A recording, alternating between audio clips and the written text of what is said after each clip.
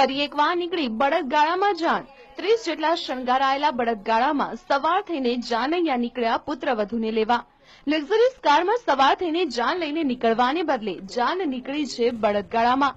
અમરેલીના કરજાળા ગામના જયંતિ ચાંદગરિયાને પુત્રના લગ્ન પ્રસંગમાં કંઈક અનોખું કરવાની ઈચ્છા થઈ અને તેથી તેઓએ 60 વર્ષ પહેલા થતા લગ્નની જેમ બળદગાડામાં જાન કાઢી અને 30 જેટલા શણગારાયેલા ગાડા અને ઘોડાનો કાફલો નીકળ્યો રસ્તા ઉપર।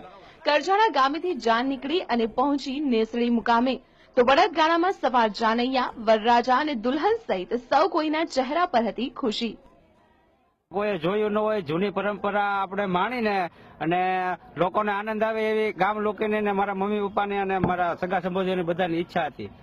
એટલે એને બધાના સાથ સહકારથી અમે એક દિવસ નહીં, 2 દિવસ નહીં, પણ 10-15 દિવસથી જુદા જુદા ગામમાંથી જુદો જુદો સામાન ફેરવીને આ બધી વસ્તુ ભેગી કરી અને આયોજન કર્યું। અલગ લાગે છે, બધાને ગાન બસમાં ને કારમાં આવે છે।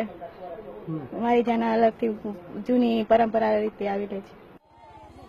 બળદગાડામાં પુત્રની જાનને લઈ જવાનો વિચાર તો કર્યો, પરંતુ વિચારને અમલ મૂકવામાં જયંતિ ચાંદગરિયાને ભારે જહેમત ઉઠાવવી પડી અને લગભગ 15 દિવસની મહેનત કરી અને જાન ગાડીઓમાં કાઢી અને વાયુ પ્રદૂષણ અને ધ્વનિ પ્રદૂષણ ન ફેલાય તે માટે વરઘોડામાં ફટાકડા ફોડવાના બદલે ફૂલો ઉડાડવામાં આવ્યા। જૂની પરંપરા છે ને ચાલુ કરીને એટલે સૌને વિચારતા અને બધા ગામ લોકોનો બહુ વિચાર હતો એટલે ગાડામાં જાન લઈ જઈ આ બધી અઠવાડિયાથી મહેનત કરતા હતા અને આ જૂની પરંપરા આખા ગામની ઈચ્છા થઈ અને ફટાકડા નથી ફોડવાના, બીજું કઈ નહીં, ફૂલથી ને ફૂલની પાકડીથી ગુલાબથી બધું કામ કરવાનું છે। ગાડામાં મજા આવે? ગાડામાં બહુ મજા આવે, જૂની પરંપરા છે ને એટલે ચાલ્યા જ કરે। આ જૂનો સામાન તમે બધો ક્યાંથી ભેગો કર્યો? જૂનો સામાન અડકે પડકે ગામડેથી બધેથી ભેગો કરી અને 10 થી 15 ગાડા શણગાર્યા। અમે 15 દિવસથી આ મહેનત કરતા હતા અને ગામની પણ એવી ભાવના હતી કે ભાઈ નેસડી આપણે કરજાથી 4 કિલોમીટર દૂર છે, તો આવું ક્યાંક જૂની સંસ્કૃતિ ટકાવી રાખવા માટે આવું ક્યાંક આપણે જૂની પેઢીને નવી પેઢીને દેખાડવા માટે આવી બધી મહેનત કરી।